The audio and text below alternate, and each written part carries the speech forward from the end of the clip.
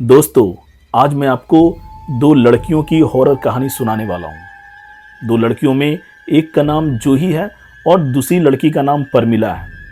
ये कहानी मेरे एक सब्सक्राइबर ने मुझे भेजी है। अगर आप भी मुझे अपनी कहानी भेजना चाहते हैं तो contact.abhaisa@gmail.com पर भेज सकते हैं। मैं आपकी कहानी को अपने YouTube वीडियो में ज़रूर शामिल करूँगा। तो चलिए दोस्तों, इस कहानी को शुरू करते हैं। तो दोस्तों, दो लड़कियां जिनका नाम है जूही और परमिला, दोनों एक साथ स्कूलिंग कर रहे हैं। अब उनकी स्कूलिंग खत्म होने वाली है, फिनिश होने वाली है। पढ़ाई में उनका मन नहीं लगता, जिसके वजह से उनके जो पेरेंट्स हैं वो काफ़ी परेशान रहते हैं। क्योंकि उनकी स्कूलिंग खत्म होने वाली थी, दोनों अब कॉलेज जाने का डिसाइड करते हैं। दोनों पढ़ाई में जितने बुरे थे, स्पोर्ट्स में उतने ही अच्छे थे। दोनों स्कूल लेवल प्लेयर्स थे और स्कूल की तरफ से टूर्नामेंट्स खेलते थे।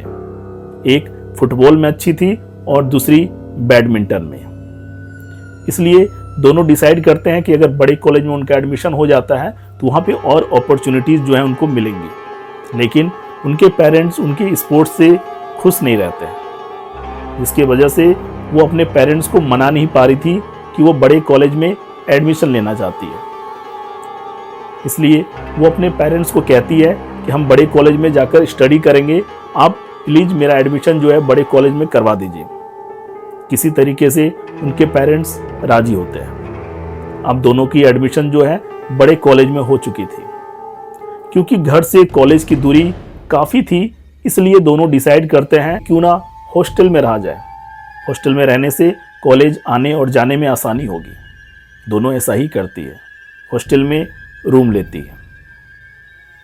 देखते ही देखते दोनों कॉलेज के स्पोर्ट्स टीम में शामिल हो जाते हैं। अब दोनों कॉलेज टाइम में स्पोर्ट्स खेलते थे और शाम में स्टडी करते थे। शाम में स्टडी इसलिए करते थे कि अगर वो एग्ज़ाम में फेल हो जाएंगे तो उनके पेरेंट्स उनको वापस बुला लेते। एक दिन दोनों शाम के वक्त बैठकर स्टडी कर रहे थे। उनको अचानक अपने रूम के ऊपर से अजीब अजीब आवाज़ें सुनाई देने लगी। पहले तो उन्होंने इग्नोर किया। उनको लगा कि शायद ऊपर वाले माले में कोई रह रहे होंगे जो घर के सामान को इधर उधर कर रहे हैं, जिसकी वजह से ये आवाज़ें आ रही हैं। कुछ दिनों तक लगातार ये आवाज़ें जो हैं आती रही। लेकिन जब ये आवाज़ें लगातार आने लगी तब दोनों को थोड़ा शक हुआ कि रोज़ हम लोग स्टडी करने बैठते हैं और ये अजीब अजीब आवाज़ें कहाँ से आने लगती हैं। दोनों डिसाइड करते हैं कि क्यों ना ऊपर जाकर देखा जाए और ऊपर में जो रहते हैं उनको बोला जाए कि आप प्लीज़ ऐसी आवाज़ें ना निकालें, क्योंकि हम लोगों की पढ़ाई में यहाँ पे दिक्कत हो रही है। दोनों डिसाइड करते हैं ऊपर जाने का और फिर सीढ़ियों से ऊपर जाते हैं। देखते हैं ऊपर माले में कोई घर नहीं है। ऊपर माले में छत बना हुआ था। हॉस्टल के मालिक ने उनको मना किया हुआ था ऊपर आने से, इसलिए वो कभी ऊपर नहीं आते थे।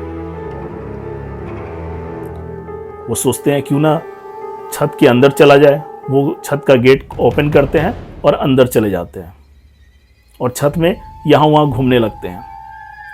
अचानक परमिला को फील होता है कि किसी ने बहुत ही कस के पीछे से परमिला को पकड़ के रखा है। वो जूही को आवाज़ लगाती है, जूही मुझे इससे छुड़ाओ। जूही किसी को देख नहीं पा रही थी, लेकिन परमिला को पता चल जाता है कि किसी ने बहुत ही कस के उसे जकड़ के रखा है। अचानक परमिला की जकड़न खत्म हो जाती है। परमिला को भी कुछ समझ नहीं आता है कि ये किसने उसे जकड़ के रखा था। जूही को भी कुछ समझ नहीं आ रहा था। जूही को लगता है कि परमिला मजाक कर रही है। फिर दोनों नीचे आने लगते हैं। नीचे आके अपने रूम में बैठ जाते हैं। लेकिन परमिला के हाव भाव में बदलाव आ चुका था। परमिला पहले जैसी नहीं रही थी। जूही जब परमिला से बात करती है तो परमिला बहुत ही भारी आवाज में जवाब देती है, क्या हो गया, क्या कहना चाहती हो तुम मुझे। जूही को डर लग जाता है। जूही सोचती है कि पेरेंट्स को कॉल करती हूँ, लेकिन मन ही मन जूही ये भी सोच रही थी कि अगर पेरेंट्स को ये सब चीज़ों के बारे में पता चलेगा तो हो सकता है उनके पेरेंट्स उनको वापस बुला लेंगे। वो अपनी स्पोर्ट्स भी कंटिन्यू नहीं कर पाएगी और स्टडी भी बीच में ब्रेक करनी पड़ेगी। जूही को समझ नहीं आ रहा था कि ये क्या हो रहा है। जूही हॉस्टल के ऑनर को कॉल लगाती है और हॉस्टल ऑनर को सारी बात बताती है कि कैसे अजीब अजीब छत से आवाजें आ रही थी। उसके बाद वो लोग छत पर जाते हैं और अभी परमिला का बर्ताव बिल्कुल बदल चुका है। हॉस्टल ऑनर कहते हैं कि मैं आ रहा हूं, तुम वहीं रुको। हॉस्टल ऑनर आते हैं और उसके बाद परमिला के सर पे हाथ रखते हैं और कुछ मंत्र पढ़ते हैं। कुछ मंत्र पढ़ने के बाद देखते देखते परमिला बिल्कुल नॉर्मल हो जाती है। अब हॉस्टल ऑनर बताते हैं कि तुम लोगों को मैंने मना किया था कि छत नहीं जाना है। बहुत समय पहले यहाँ पे एक वॉचमैन हुआ करता था जिसकी इसी छत पर मौत हो गई थी, जिसके बाद आज तक उसकी आत्मा इस छत पर भटक रही है।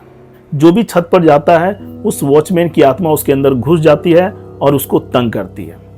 इसलिए मैंने तुम लोगों को मना किया था कि कभी भी छत पर मत जाना। हॉस्टल ऑनर की ये बातें सुनकर जूही और परमिला बहुत डर जाते हैं। बोलते हैं कि आपने मुझे पहले ये सब क्यों नहीं बताया, और तुरंत अपना सामान उठाते हैं और वहां से बाहर निकल जाते हैं। उसके बाद वो घर चले आते हैं और कुछ दिन घर में बिताने के बाद वो नया हॉस्टल सर्च करते हैं और वहां शिफ्ट हो जाते हैं। उसके बाद ये सारी घटनाएं, ये सारी अजीब गरीब आवाजें आने बंद हो जाती हैं और ये बिल्कुल सच्ची घटना पर आधारित है। ये कहानी अगर आपको अच्छी लगी हो तो आप मेरे चैनल को सब्सक्राइब जरूर कर दें। Thank you.